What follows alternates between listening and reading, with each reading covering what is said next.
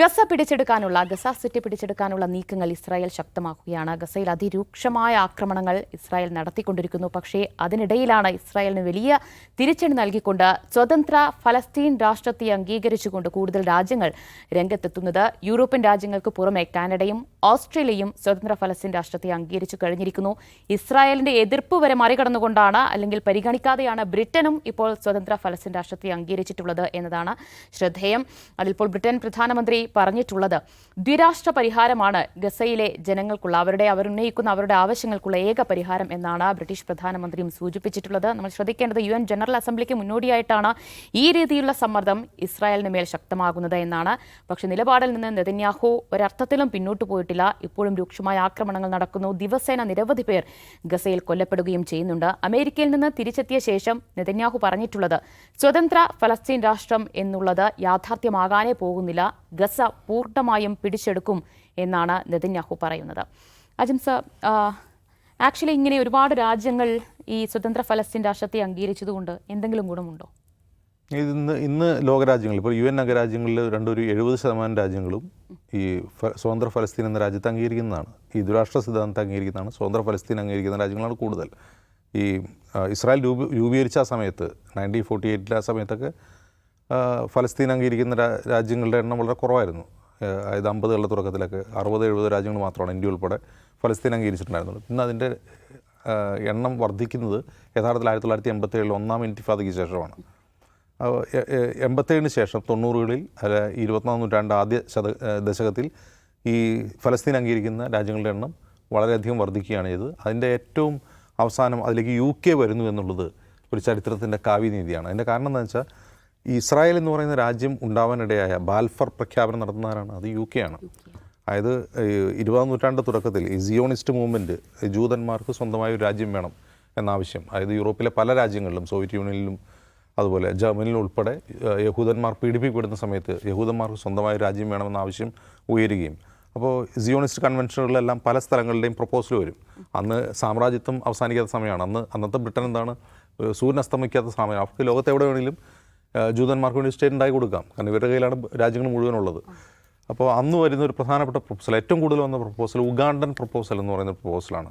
ആഫ്രിക്കയിലെ ഉഗാണ്ടയിൽ കുറേ അധികം സ്ഥലം അക്വയർ ചെയ്തിട്ട് അത് അവിടെ കൊണ്ടുപോയി ഈ യഹൂദന്മാരെ പുനരുദ്ധരിപ്പിക്കുക, അവിടെ ഒരു രാജ്യം ഉണ്ടാക്കുക എന്നുള്ളതായിരുന്നു ഒരു പ്രപ്പോസൽ. മറ്റൊരു പ്രപ്പോസൽ എന്ന് എവിടെയാണെന്നറിയോ? അർജൻറ്റീനയിലാണ്. കാരണം അർജൻറ്റീനയിൽ ഇഷ്ടംപോലെ അഗ്രികൾച്ചറൽ ലാൻഡ് ഉണ്ട്. അവിടെ ആകുമ്പോൾ കുറഞ്ഞ വിലയ്ക്ക് ഭൂമി വാങ്ങിയിട്ടാണെങ്കിൽ അവിടെ ഒരു രാജ്യം ഉണ്ടാക്കാം എന്നൊരു പ്രപ്പോസൽ വന്നു. മൂന്നാമത് വന്ന പ്രപ്പോസൽ മഡഗാസ്കർ, സൈപ്രസ്, അങ്ങനെ പല രാജ്യങ്ങളിലും നമുക്ക് അവിടെ രാജ്യം ഉണ്ടാക്കുക എന്നുള്ള പ്രപ്പോസൽ വന്നു. ആ രാജ്യക്കാരുടെയൊക്കെ ഭാഗ്യത്തിന് അവിടെ ആയിരുന്നില്ല, പകരം ഈ ഫലസ്തീനിൽ തന്നെ വേണം, അതിനാണ് ബിബ്ലിക്കൽ പ്രൊഫസി അവിടെയാണ് എന്ന് പറഞ്ഞുകൊണ്ട് വാശി പിടിച്ച് സിയോണിസ്റ്റുകൾ നേടിയെടുത്തതാണ് ഈ പറയുന്ന ബാൽഫർ പ്രഖ്യാപനം. അപ്പോൾ ബ്രിട്ടൻ്റെ അധീനതയിലായിരുന്ന ഫലസ്തീനിലേക്ക് ഈ യൂറോപ്പിൽ നിന്നുള്ള യഹൂദന്മാരുടെ കുടിയേറ്റം അത് ബ്രിട്ടൻ്റെ ഒരു മേൽനോട്ടത്തിൽ നടന്നൊരു കാര്യമാണ്. അവരുടെ മാൻഡേറ്റ് ആയിരുന്നു ആ രാജ്യം. അന്ന് ഫലസ്തീൻ എന്ന് പറഞ്ഞ രാജ്യം നിലവിലുണ്ട്, ഫലസ്തീൻ എന്നൊരു രാജ്യം നിലവിലുണ്ട്, പക്ഷേ അത് ബ്രിട്ടീഷ് മാൻഡേറ്റ് ആണ് എന്നുള്ളത് മാത്രമാണ്. അപ്പോൾ അവിടേക്ക് യഹൂദന്മാരുടെ കടന്നുവരവ് ഉണ്ടാകുന്നു. അവരാദ്യം ഭൂമി വാങ്ങിക്കൂട്ടുന്നു, ബ്രിട്ടീഷ് മേൽനോട്ടത്തിൽ ഭൂമി വാങ്ങിക്കൂട്ടുന്നു. പിന്നെ നമ്മൾ എന്താണ് കാണുന്നത്? ബാൽഫർ പ്രഖ്യാപനത്തോടെ കാണുന്നത് അവിടെ നിന്നുള്ള യഹൂദന്മാരുടെ കുടിയേറ്റം വർദ്ധിക്കുന്നു. അവസാനം ഈ ഇസ്രായേൽ രാജ്യം സ്ഥാപിതമാവുന്നത് അവിടെ ഉണ്ടായിരുന്ന തദ്ദേശീയരായ അറബികളെ പലായനം ചെയ്യിപ്പിച്ചുകൊണ്ട് അവരെ വീടുകളിൽ നാട്ടി ഇറക്കിക്കൊണ്ട് അവരുടെ രാജ്യം സ്ഥാപിക്കുകയാണ് ചെയ്യുന്നത്. അപ്പോൾ ഇസ്രായേൽ എന്ന് പറയുന്ന രാജ്യ സ്ഥാപനമാണ് യഥാർത്ഥത്തിൽ ഫലസ്തീൻ ഇസ്രായേൽ കോൺഫ്ലിക്റ്റിൻ്റെ കാരണം. അപ്പോൾ ആ കാരണത്തിന് കാരണഭൂതനായ ബ്രിട്ടൻ ഫലസ്തീൻ രാജ്യത്തെ അംഗീകരിക്കുന്നു എന്നുള്ളതാണ് ഇപ്പോൾ നമ്മൾ കാണുന്നത്. പക്ഷേ അതിന് ഒരു ടോക്കൺ വാല്യൂ എന്നതിനപ്പുറം എന്തെങ്കിലും വാല്യൂ ഉണ്ടെന്ന് ഞാൻ കരുതുന്നില്ല. എൻ്റെ ടോക്കൺ വാല്യൂ എന്ന് പറഞ്ഞാൽ ഇപ്പോൾ ഒരു UN രക്ഷാസമിതി അംഗമാണ് UK. ഇപ്പോൾ UN രക്ഷാസമിതിയിൽ സാധാരണ ഇസ്രായേലിനെതിരെ വരുന്ന മുഴുവൻ പ്രമേയങ്ങളും അമേരിക്കയോടൊപ്പം വീറ്റോ ചെയ്യുന്ന ഒരു രാജ്യമാണ് ബ്രിട്ടൻ. അപ്പോൾ അങ്ങനെ ഒരു രാജ്യം ഫലസ്തീനെ പിന്തുണയ്ക്കുന്നു എന്നുള്ളത് ഫലസ്തീൻ്റെ ഒരു ഡിപ്ലോമാറ്റിക് വാല്യൂ കൂടും, ലോകവേദികളിൽ അവരുടെ സ്വീകാര്യത വർദ്ധിപ്പിക്കും, ഫലസ്തീൻ കോസിൻ്റെ ഒരു സ്വീകാര്യത വർദ്ധിപ്പിക്കും എന്നുള്ളതാണ് ഒന്നാമത്തെ കാര്യം. രണ്ടാമത്തെ കാര്യം, ഇതൊക്കെ പറയുമെങ്കിലും ഇപ്പോഴും അവിടെ എന്താണ്, ഒരു വംശഹത്യ നടന്നുകൊണ്ടിരിക്കുകയാണ്, ഒരു ജനസൈഡ് നടന്നുകൊണ്ടിരിക്കുകയാണ്. ആ വംശഹത്യക്ക് കൂട്ടുചേർന്ന് നിൽക്കുന്ന ഒരു രാജ്യം കൂടിയാണ് UK. ഇപ്പോഴും നമ്മളിത് സംസാരിക്കുമ്പോഴും ഞങ്ങൾ ഫലസ്തീൻ അംഗീകരിക്കുന്നു എന്ന് പറയുമ്പോൾ ഇപ്പോൾ അവിടെ നടന്നുകൊണ്ടിരിക്കുന്ന വംശഹത്യ ചെയ്യാൻ ഇസ്രായേലിന് ആയുധം കയറ്റുമതി ചെയ്യുന്ന രാജ്യമാണ് UK. അപ്പോൾ അതിൻ്റെ കാപട്യം അവിടെയുള്ള മനുഷ്യാവകാശ സംഘടനകളും ഫലസ്തീൻ അനുകൂല സംഘടനകളും തുറന്നു കാട്ടുന്നുണ്ട്. നിങ്ങൾ ഫലസ്തീൻ അംഗീകരിക്കുകയും അതേസമയം തന്നെ യു കെയിൽ നിന്ന് ആയുധങ്ങൾ ഇസ്രായേലിന് കയറ്റുമതിയും ചെയ്യുന്നു. ഇതെന്തൊരു കാപട്യമാണെന്ന് ചോദിക്കുന്നവരുണ്ട്.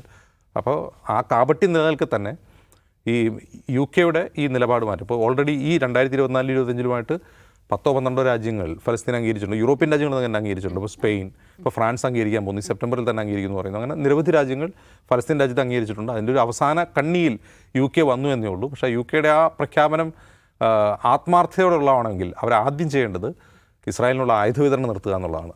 കാരണം അവിടെ യു കെയിൽ നടക്കുന്ന പ്രൊട്ടസ്റ്റുകളുടെ പ്രധാനപ്പെട്ട പണി ഇസ്രായേലിന് ആയുധം കയറ്റി അയക്കുന്ന ആയുധ നിർമ്മാണശാലകൾക്ക് മുമ്പിൽ പ്രതിഷേധിച്ചുകൊണ്ടാണ്.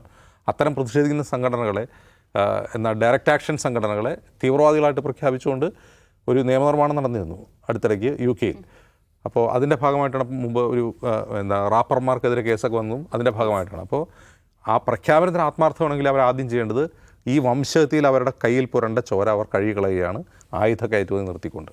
യെസ്, നൗഫൽ, ഇപ്പോൾ നെതന്യാഹുവിൻ്റെ പ്രതികരണം നമ്മൾ കണ്ടു. നിങ്ങളിനി ആരൊക്കെ എന്തൊക്കെ പറഞ്ഞ് മുന്നിൽ വന്നാലും അതൊന്നും നടക്കാൻ പോകുന്നില്ല എന്ന മട്ടിലാണ് നെതന്യാഹു പറയുന്നത്. അപ്പോൾ എന്തെങ്കിലും ഒരു മാറ്റം പ്രതീക്ഷിക്കുന്നുണ്ടോ?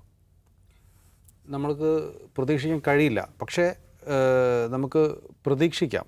കാരണം എന്താ വെച്ചാൽ 147 രാജ്യങ്ങൾ ഈ ആകെ UN അംഗ 193 മുതൽ 147 അംഗങ്ങൾ കഴിഞ്ഞ മാസം വരെ ഫലസ്തീന് വേണ്ടി അനുകൂല നിലപാട് സ്വീകരിച്ചിട്ടുണ്ട്. ഇപ്പോൾ 10 രാജ്യങ്ങൾ കൂടി വന്ന് 157 രാജ്യങ്ങൾ അനുകൂല നിലപാട് സ്വീകരിച്ചു. രക്ഷാസമിതിയിലെ 15-ൽ 14 പേരും UK അടക്കം 14 പേരും വെടിനിർത്തലിന് അനുമതി കൊടുത്തു. അമേരിക്ക മാത്രമാണ് എതിർത്ത് വീറ്റോ ചെയ്തത്. അപ്പോൾ ഈ എല്ലാ ഭൂഖണ്ഡങ്ങളിൽ നിന്നും, ഏഷ്യയിൽ നിന്നാണെങ്കിലും ആഫ്രിക്കയിൽ നിന്നാണെങ്കിലും ലാറ്റിൻ അമേരിക്കയിൽ നിന്നാണെങ്കിലും യൂറോപ്പിൽ നിന്നാണെങ്കിലും വലിയ പിന്തുണ ഫലസ്തീന് ലഭിച്ചുകൊണ്ടിരിക്കുന്നൊരു സന്ദർഭമാണിത്. അപ്പോൾ ഞാൻ മനസ്സിലാക്കുന്നത് ഇപ്പോൾ സത്യത്തിൽ വളരെ ചെറിയ രാഷ്ട്രങ്ങൾ മാത്രമാണ് ഇപ്പം അമേരിക്കയ്ക്കും ഇസ്രായേലിനും പിന്തുണ നൽകിക്കൊണ്ടിരിക്കുന്നത് എന്നുള്ളതാണ്. അപ്പോൾ ഒരു പുതിയ ലോകക്രമം രൂപപ്പെടുകയും അങ്ങനെ അമേരിക്കയും ഇസ്രായേലും ഒറ്റപ്പെടുകയും ചെയ്യുന്ന ഒരു സ്വപ്നമാണ് ഞാൻ കാണുന്നത്. അതിലേക്ക് ചിലപ്പോൾ നടന്നെടുക്കാനൊക്കെ സാധിക്കും എന്നാണ് എനിക്ക് തോന്നുന്നത്. കാരണം ഇത്രയധികം രാജ്യങ്ങൾ പൂർണ്ണമായും ഫലസ്തീന് പിന്തുണ അർപ്പിക്കുകയും ഇത് ജനോസൈഡാണ് എന്ന് പ്രഖ്യാപിക്കുകയും ചെയ്യുന്നു. ഇത് വെറുതെ അങ്ങ് പ്രഖ്യാപിക്കുകയല്ലോ. UN-ൻ്റെ അന്വേഷണ സംഘം ഇത് വംശഹത്യയാണെന്ന് പറയുന്നു. ഇസ്രായേലിലുള്ള മനുഷ്യാവകാശ സംഘടനകൾ വംശഹത്യയാണെന്ന് പറയുന്നു. ആംനസ്റ്റി ഇൻ്റർനാഷണൽ ഇത് വംശഹത്യയാണെന്ന് പറയുന്നു. പറയാത്തവരായ ആരുമില്ല. പറയാത്തവരായ ആകെയുള്ളത് നമ്മുടെ നാട്ടിലെ കുറച്ച് സംഘികളും ക്രിസംഘികളും മാത്രമാണ് ഇപ്പോഴും അങ്ങോട്ട് ചൊറിഞ്ഞത് കൊണ്ടല്ല ഇങ്ങോട്ട് മാന്തൽ കിട്ടുന്നത് എന്ന് പറയുന്നുള്ളൂ.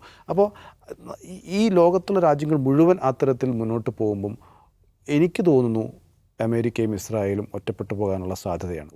അവർക്ക് ഇതിൽ നിന്ന് പിന്മാങ്ങേണ്ട ഒരു അവസ്ഥയിലേക്ക് കാലം എത്തിച്ചേരുമെന്ന് തന്നെയാണ് പ്രതീക്ഷിക്കുന്നത്. പിന്നെ ഇന്ത്യയുടെ സ്റ്റാൻഡ് 47 മുതൽ ഇന്ത്യ ഫലസ്തീനൊപ്പമായിരുന്നു. 49-ൽ ഇസ്രായേലിന് UN അംഗത്വം കൊടുത്തപ്പോൾ അതിനെ എതിർത്ത രാജ്യമാണ് ഇന്ത്യ. പക്ഷേ ഇപ്പോൾ ഇന്ത്യ സ്വീകരിക്കുന്ന നിലപാട് എന്താണെന്ന് ഒരു സമദൂര സിദ്ധാന്തമാണ് ഇന്ത്യ സ്വീകരിക്കുന്നത്. അതുകൊണ്ട് തന്നെ ഇന്ത്യയുടെ കാര്യത്തിൽ എനിക്ക് ഇപ്പോഴും ആശങ്ക നിലനിൽക്കുന്നത് നമ്മുടെ രാജ്യം കൂടി അതിനൊപ്പം നിൽക്കണമെന്നുള്ള ഒരു ആഗ്രഹം കൂടിയാണുള്ളത്. ഏതായാലും വരും കാലത്ത് അധികം വൈകാതെ തന്നെ അമേരിക്കയും ഇസ്രായേലും ഒറ്റപ്പെടുന്നൊരു കാലം വരുമെന്ന് ഞാൻ പ്രതീക്ഷിക്കുന്നു.